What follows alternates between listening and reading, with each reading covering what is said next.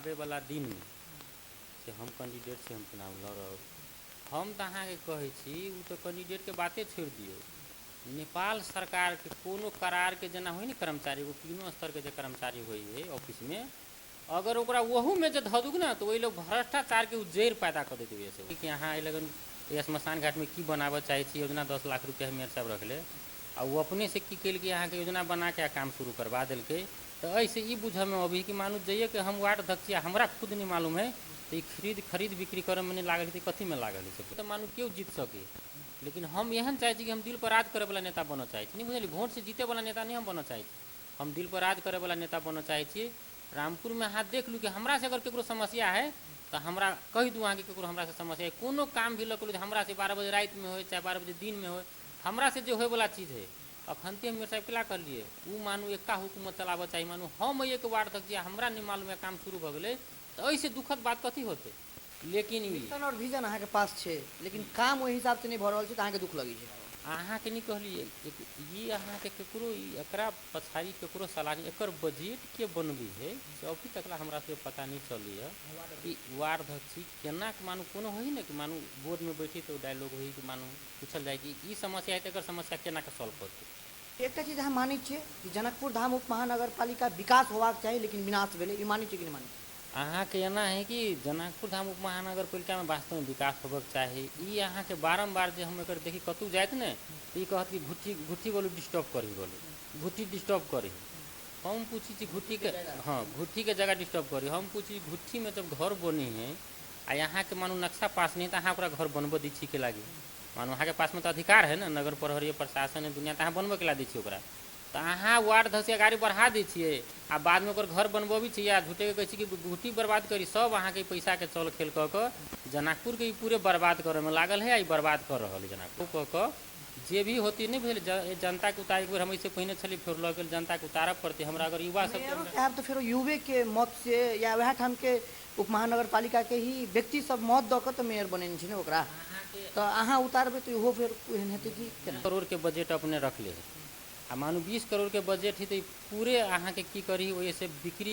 करी ही बजट के मानू 1 लाख रुपया लग के एगो 10 लाख कोटेशन मानू वार्ड में अपने काम 10% लग एहि लागी हम कोई ओपन वोट मांग रहल छी मानू, लेकिन हम सब नहीं लागल छी। विशेष कऽ के अहाँ कहबी तो जनकपुर धाम उप महानगर पालिका के मेयर साहब है न मेयर साहब अहाँ के पूरे व्यस्त थी चुनाव में। फाल्गुन 21 गते को निर्वाचन र यस पालिको निर्वाचनमा अब नेताजीहरू घुमिसकेका छन् भन्न पाइयो।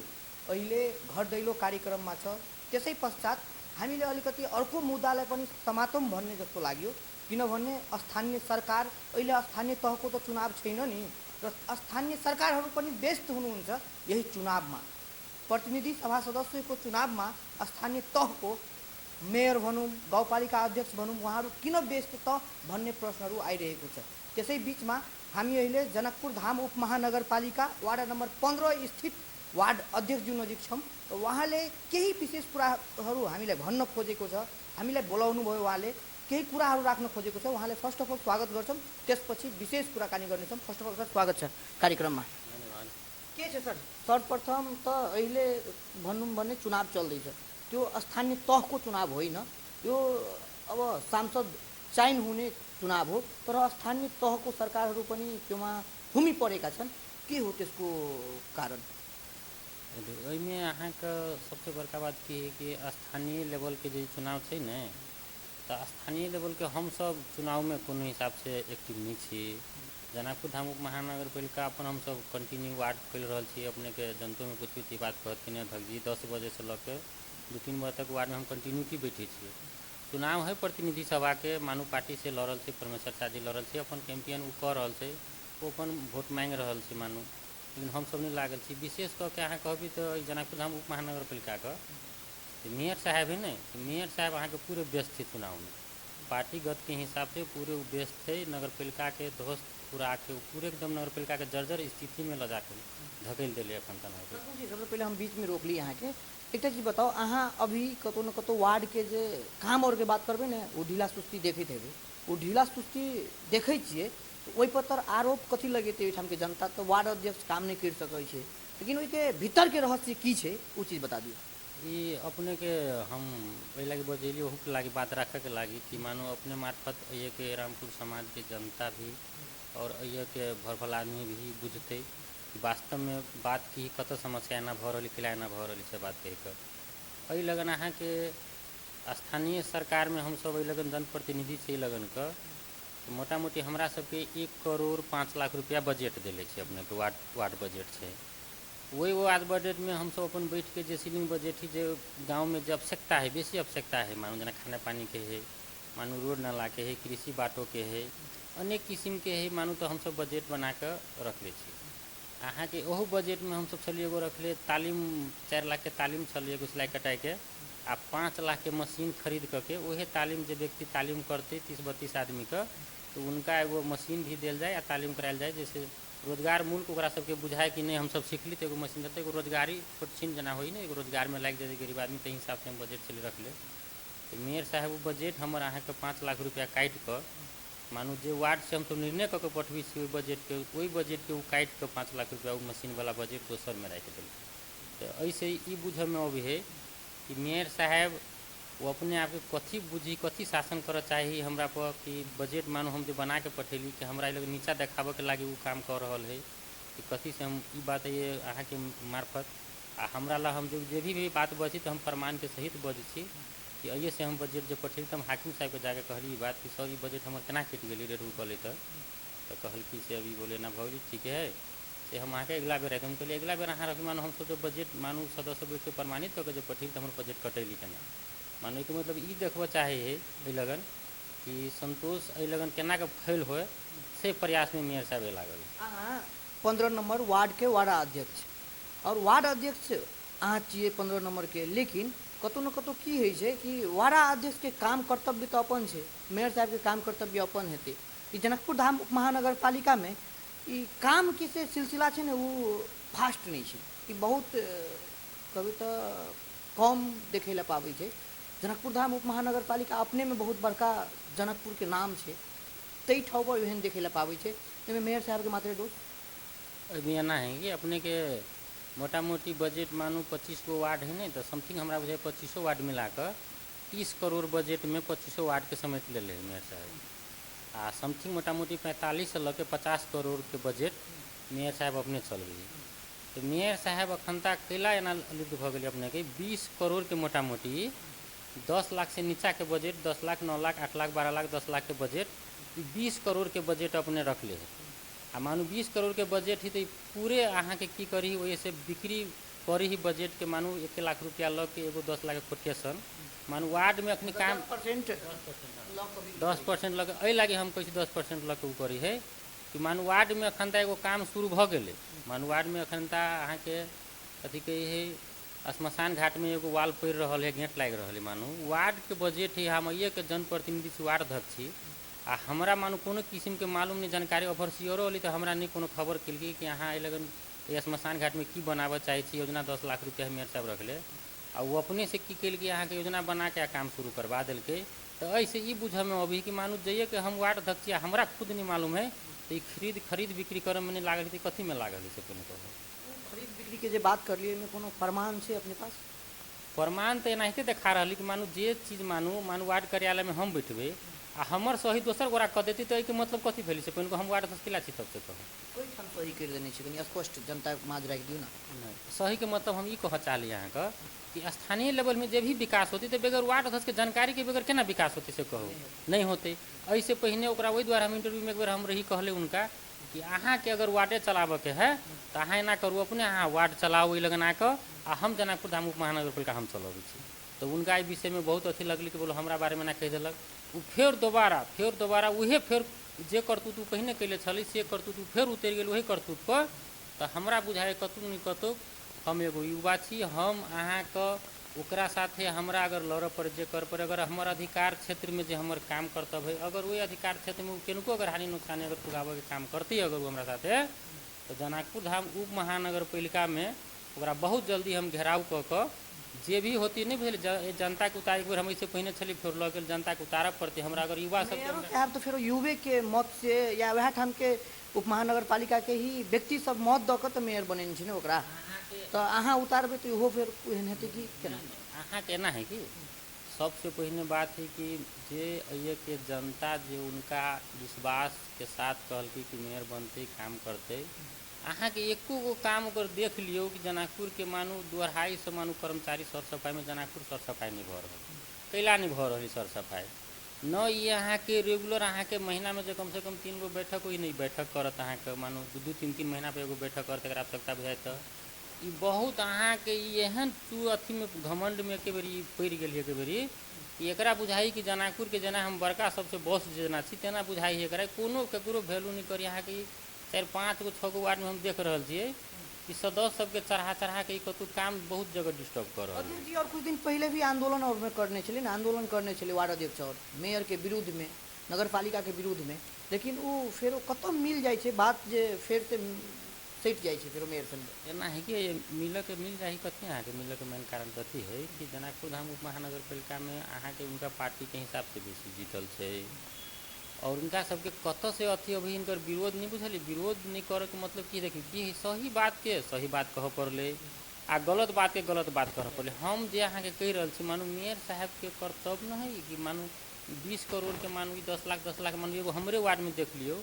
ये 10 गो एहन योजना रखले कि 10-10 लाख मानू हमर 1 करोड़ रुपया है तो हमर 5 गो 4 गो योजना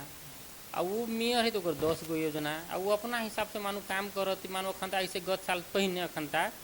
हमरा सबके सिंगरहिया पोखरी में श्मशान घाट में एगो लाश जारे वाला घर बना दिलकै, तो हमरा बुझाई वो घर जो एक आदमी देखित होते तो कहत होती कौन घर में हवा बिहार पानी जेबे करती तो 10 लाख बर्बादे कर दिल कि मानू तो घर बनैला नहीं कमीशन कतऽ से बेसी पाबै ओहि में बेसी विकास के नाम पर ओहिठाम विनाश करवाबै छै, पूरे अहाँ के विनाश कराबे के चक्कर में लागल छै। दुनू श्मशान घाट में बनल छै, ऐसे एगो आरो जे लगन छै लट्टू दास के घर लावे घर बना थी नाला बना दिलकै आ रोड जाम करवा दिलकै।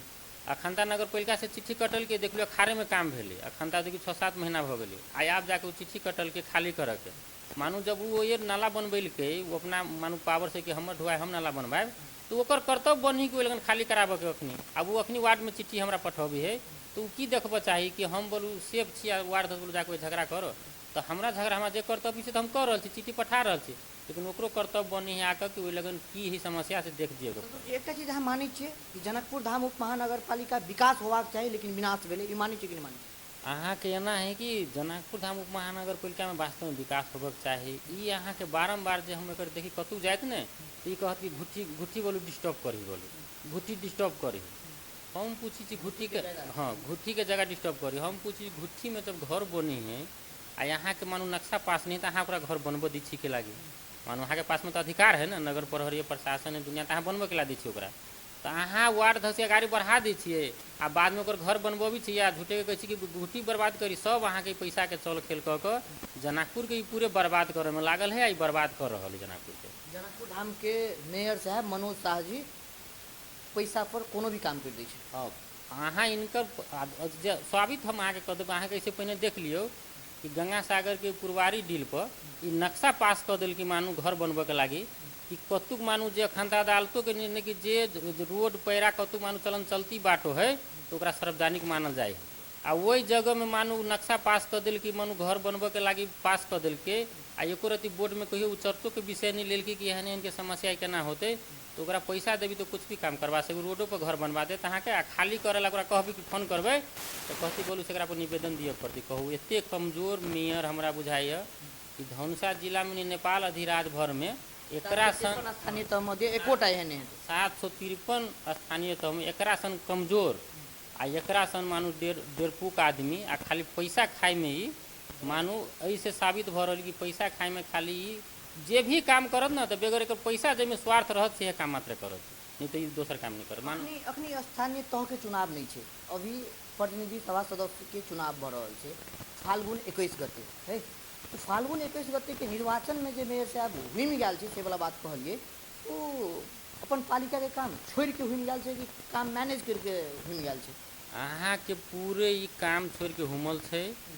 लेकिन एकरा जनकपुर धाम उप महानगर पालिका में प्रतिनिधि सभा में 17 गो वार्ड पड़ रहा है अपने के इस 17 गो वार्ड में अइए के जनता बढ़िया में आ की काम आ की विकास कर रहल है, की विनाश कर रहल है से बढ़िया जी का जनकपुर धाम उप महानगर पालिका के जनता जान रहल है। आ एकरा बढ़िया जी का जनता एक जवाब देते से हमरा पूर्ण विश्वास है बात। अभी के अवस्था में अहाँ के लेल की चुनौती भ रहल छै, की अवसर टाइप के बुझा रहल छै? वार्ड संभाले लायक कते के चुनौती छै और कते के अवसर छै? देखिए वार्ड संभाले ला कहबे तो वार्ड संभाले ला हमरा कोनो चुनौती नजर अथी है। पहला हम वार्ड चला रही बढ़िया जी का मात्र एक गो चीज है हमरा मानू समस्या दिक्कत कर रहा है खाली कि ई जे नगर पालिका के जे नगर योजना में जे पैसा रखले है न तो ये हमरा बेगर बुझले की करिए वार्ड में काम शुरू करवा दे, वही से काम बेच के एस्टिमेट करवा दी है आ काम शुरू करवा दी वही ने से हमरा लिए वही एगो मात्र एगो चैलेंजिंग भ रहा है कि मानो हम एक वार्ड भ के हमरा नहीं कोनो जानकारी करा के आ अपने हिसाब से काम कर रहा है तो मानो हमरा तो लगन कोनो उचिते नहीं रह जाती कल के दिन में कल अहीं हमरा पूछबे कि काम के करा ले हमरा मालूम नहीं होते तो मानो हम एगो वार्ड धसबे के हमरा नहीं मालूम रहती तो एके मतलब इसे लाजे के बात। वार्ड अध्यक्ष के काम कर्तव्य की छै वैसे वंचित कर रहल छै मेयर अहाँ के? हाँ वैसे पूरे अहाँ के ई नहीं कहलिए पैसा के चल खेल में अगर पैसा दे ही न काम बेची है वजह से अपना हिसाब से काम ही करवा दे है। आ जनकपुर के मानू अखनता के हिसाब से हाकिम साहब ही चाहे अकाउंटेंट साहब है तो हम बारम्बार इस विषय पर चर्चा करी तो कल की नहीं बोलो अहाँ के बैठ कर मेयर साहब जब बात करबे तो हम मेयर साहब की बात हम बोर्डो में रही रख लिया कि यहाँ काम करके तुमने बैठ के सर सलाह कर लूँ केना केना करब नहीं करो तो हमारा जानकारी होकर चाहे तो हाँ हम बैठ के अहाँ से सलाह करब। लेकिन अखनी तकला हमरा कोनो बैठ के सलाह नहीं के लगा आ न हमरा बजे लगा अपना हिसाब से वे काम है तेन अवस्था से मतलब भ्रष्टाचार में एकदम दलदल में भ्रष्टाचार के दलदल में फंस गल छै मेयर साहब वह कह चाह रहल छै? अहाँ के हम कहै छी ऐसे हम साबित कर दिली अहाँ कि मानू कोनो पत्तू के मेयर जो होती मानू नेपाल आजाद भर में के मानू 50 करोड़ रुपया 40-45 करोड़ 50 करोड़ बजट चलते आ 20 करोड़ के अहाँ के कथी के कोटेशन बटते मानू कत के मानू कहते ओकरा छोटका छोटका विषय पर काम करे के लगी मेयर बनल है। मानू देख लियो अखन हम सब बारम्बार आवाज उठेली हो कि कृषि क्षेत्र में विद्युतीकरण कर दी मेयर साहब हाँ एहि साल में हम पैसा राखि दी साल में पैसा राखि दी। मानू हमरा सबके आवश्यकता कथी है? मानू हमरा सबके आवश्यकता अखन तक हमरा सबके गाँव में रोड बन गए पहले हम 10 लाख रुपया छली रखली विद्युतीकरण में तो हमारे पैसा फ्री 10 लाख रुपया करा दिल कि हम किसान सबके वचनबद्ध छलिए कि हम अहाँ के बेर हम कम से कम 37-38 गो पोल हम अहाँ के टूर में करवा देव कहीं पर। अब मानू अपनी किसान के की समस्या है एगो दूरी एते है कि कृषि मीटर ले ले तो खाली तार में खाली 14,000-15,000 रुपया पड़ रहा है कीन के लगे तब वो लाइन पूगी है तो हम 10 लाख रुपया बजट छुटिया दिले छे इसे 10 साल में आ से बजट के हाँ आई करा दी इंजीनियर नहीं काल करा दी एक इंजीनियर लगी तो विद्युत के इंजीनियर मंगाबी छी आ 10 लाख रुपया हमारे फ्रीज करा दिल काम नहीं हो दिलक। संतोष जी काम मतलब ऊँची भ गए और बात के बोलाई भ गए ऊँची काम करबे सीखे के लेकिन काम रियली में छोट भ गए। एक चीज बताओ अभी के चुनाव जो अहाँ सब लड़ल छलिए वह में तो मेयरो साहब लड़ल छे तो वैलेट जो अखन के जो चुनाव है फाल्गुन 21 गते के निर्वाचन ओहो में तो कुछ न कुछ भाषण आश्वासन नेताजी और देते शिक्षा स्वास्थ्य सड़क रोजगारी के बात करते सब नेताजी सब ये बात करे स्थानीय तह के चुनाव में भी करने हेते अहूँ सब करने हेबे लेकिन कहीं न कहीं शिक्षा स्वास्थ्य सड़क के जे बात करबे रोजगारी के जे बात करबे वो कतो कुछ नहीं देखा पड़ले सब बेर भाषण और आश्वासन में मात्रे सीमित रह गए। केना बुझा रहा है मेयर साहब की करलक शिक्षा स्वास्थ्य सड़क के लिए या रोजगारी के लिए की करने से कुछ कर सकल से अभी तक कि फेलियर मेयर साहब से? यहाँ का फेलवर है से अपनो स्वीकार कि जे दिन में हम सब शपथ ग्रहण लिए तो वही दिन में जब हम भाषण सुनलिए वही लगन नगर पालिका में तो हमरा सबके ये विश्वास रहे कि हम सब कनिका बुझे समझे वाला मेयर कैली हम सब अपना कार्यकाल में बढ़िया जगह चलाए। एक जब भाषण सुनलिए शुरू में ये जो कहल गए कि जनकपुर धाम उप महानगर पालिका के 4 गो कोन में 4 गो हम स्टेडियम बनोबे फर्स्ट में कहल गए। दोसर चीज़ कहल गए कि हर एक स्कूल में हम प्ले ग्राउंड बनोबे धियापुता के खेल कूदे के लगी हर एक वार्ड में हम एखन गो ट्रैक्टर देवे तो अखन तो तगला मानू 16-17 गो वार्ड में पुलिया पुगलो नहीं है और हर एक आदमी के हम साथ ल के चलबी हम केकरो भेदभाव नहीं करबी हम पार्टी फिल्म नहीं करबी से वचन दिल की मानू हर एक लाइन फिर जो कचरा के जो विषय रहे जे ऐसे पहिनका मेयर लाल किशोर रहे तक बारम्बार अहाँ के घेर घार रहे कैले ऑफिस में जाकर हम सब देख लियो मीडिया मार्फत हम देख ले रही ओकरा घर कचरा धके आ एकरा बुते मानू आज 4 बरस भेल जाए एकरा बुते एगो कचरा धर के लागी एकरा अखनी तकला जगह नहीं भेटली आ खाली कहत कथी घुट्टी परेशान करी बाबा घुट्टी के लिए परेशान करती यहाँ का हम पूछी थी यहाँ का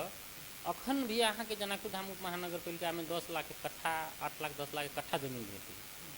मानू अगर हमरा मानू कतु घुटी अगर लीज में नहीं जमीन दे रहा है राखे के लागी नहीं दे रहा है तो हम मानू 5-10 करोड़ रुपया छुटिया के विनियोजन करके हम जमीन खरीद कर सकी छी ना। मानू हम नगर पालिका के नामे 10 करोड़ रुपया छुटिया देवे आ 10 करोड़ के हम 5 बीघा जमीन अगर खरीद लेवे तो हम वही अपन लाइन फिन करके हम अपन कचरा रख सकी छी ना। हमरा किला ओकरा जते हम अपन संपत्ति नगर पालिका के भजती ना बोर्ड से नगर के पैसा रख सकी ना।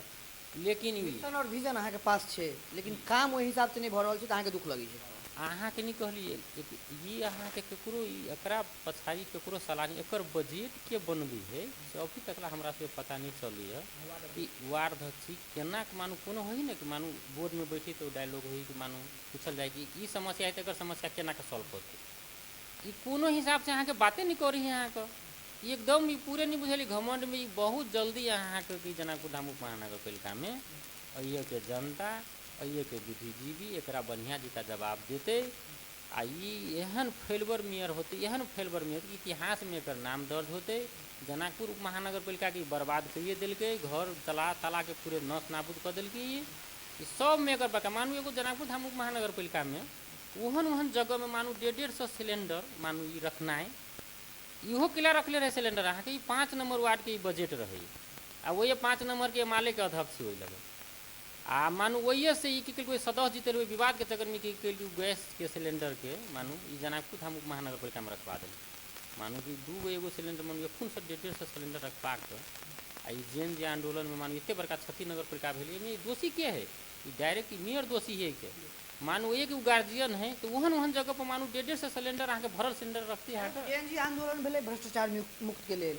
और योजना और एजेंडा और छले और के लेकिन अभी तो 84 के चुनाव 82 में भ रहल छै ओहिमे अहाँ के मेयर साहब भी एकदम लाइट पड़ रहल छै कि केना के जीतते हमर पार्टी के नेता कांग्रेस के नेता है वह नहीं सर यह बात है। देखियो कांग्रेस के नेता जीतते देखियो अपन अपन पार्टी के सबके रही लेकिन ठीके है मानू ई तो एगो जनकपुर धाम महानगर पालिका के अखनी जीतल कैंडिडेट मेयर है एकर कर्तव्य है कि जे हमरा एक जनता जीतेलक जे कुर्सी पर बैठेले है वही कुर्सी के मर्यादा राख के हमरा काम करे के विकास करे के मानू जनता के जो समस्या है से बुझे के ई अहाँ के कुछ के पछाड़ी में नहीं पड़ल ही ई खाली नहीं कहली अहाँ के ई पैसा के पछा पड़ल ही केना के हमरा पैसा 5-10 करोड़ हम कमा ली केना के हमरा पैसा भ जाए। स्थानीय तह में आब अहाँ के मेयर साहब कहलक नहीं लड़बे अब मैं भी संघ में लड़ते से चीज कही देने छी कते ठो मीडिया में सुनने छी अहूँ कि नहीं। देखियो अब इच्छा एकरा है कथी हम मीडिया में देखले छले कि प्रतिनिधि सभा के चुनाव आवे वाला दिन में से हम कैंडिडेट से हम चुनाव लड़ब हम तो अहाँ के कहे छी उ तो कैंडिडेट के बातें छोड़ दियो नेपाल सरकार के कोनो करार के जना होई न कर्मचारी एगो तीनों स्तर के जो कर्मचारी होई है ऑफिस में अगर ओकरा वहू में जो धदुक ना तो वही लोग भ्रष्टाचार के जेर पैदा कर देते वैसे वहाँ के एहन व्यक्ति जे जनकपुर धाम महानगर पालिका के बर्बाद करके रख दिल मानू पूरे नस नाबूद कर दिल जनकपुर महानगर पालिका के मानू वार्ड सब नस नाबूद कर दिल तो ये 38 गो वार्ड के प्रतिनिधि सभा में चुनाव लड़ती से हम विश्वास होई आ विश्वास हो जनता लगन के जे मानू जे कुर्सी दिले से नहीं चलाइल पार लगी मानू हुकुमबादी करी जनता साथी मानू एकदम एग्रेसिव आनहर गुरु बहिर चेला मांगे गुड़ तो कथी कही छै न सर अहाँ सुनने हेबै तेहन नहीं भ गेलै अवस्था के पूरे अहाँ के जर्जर अवस्था ई क देल कि मानू ई जति प्रतिनिधि सभा में हाउस में जति कानून बनाबो जे नगर पालिका के अपन कानून एगो कचरा राखे वाला अखनी तक लग रहा 5 वर्ष में 4 वर्ष में नहीं भेलै अहाँ के सिंपल बात है 10 करोड़ रुपया के रख के 5 बीघा जमीन किनलू अहाँ के नगर पालिका के नाम जमीन खरीद कलू अहाँ अपन लाइन सीरो अपन राखू जमीन कचरा अपना कचरा में राखू मशीन बैठाओ कैला दुनिया के पछाड़ी पड़ कि हमारा पास में पैसा नहीं है अहाँ ऐसे चौरा चौपैया के जे व्यवस्थापन के बात और करने छलै अभियो तेहने अवस्था में कोनो व्यवस्थापन नहीं भेल छै अहाँ के तो पता हेतै अहाँ के एकरा हम कैसे देख लियो अखनते हमरा सबके फागुन 3 गते बुझाइ 4 गते शिवरात्रि अहाँ के परिक्रमा अभी हमरा सबके मानू एहन धार्मिक जगह है हनुमान नगर मानू एहन धार्मिक जगह है कि हमरा बुझाई नेपाल के इतिहास में पहिल बार ये परिक्रमा जो शुरुआत हुई है ये लगन से जो 15 गो भाषा इंडिया से लग के मानू नेपाल तक रही से ऐतिहासिक जगह लगन है एगो वही जगह के ठीक नहीं कर सकल के मानू सुंदरता नहीं बनाब सकल कि तेकरा बुते कथी होते मानू जनकपुर धाम उप महानगर पालिका के पछा में जो पोखरी है जे लाल किशोर मानू जे संरचना बना के छोड़ दिल के ओकरा अखनी तक ला सफा नहीं कर सकल के ठीक नहीं कर सकल के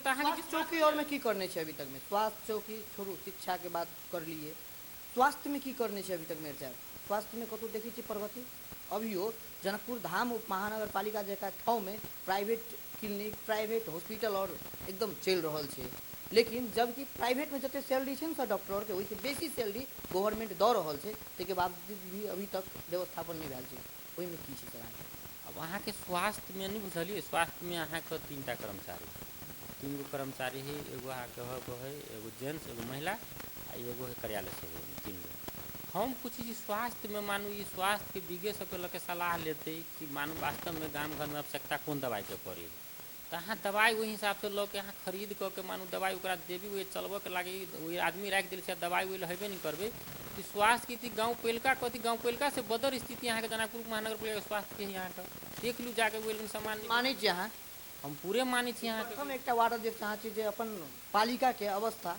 एकदम दयनीय जर्जर छै से चीज कहि रहल छै। देखियो जे चीज हम अहाँके पहिने तो कहलिए जे चीज मेयर साहब के पॉजिटिव रही शुरू में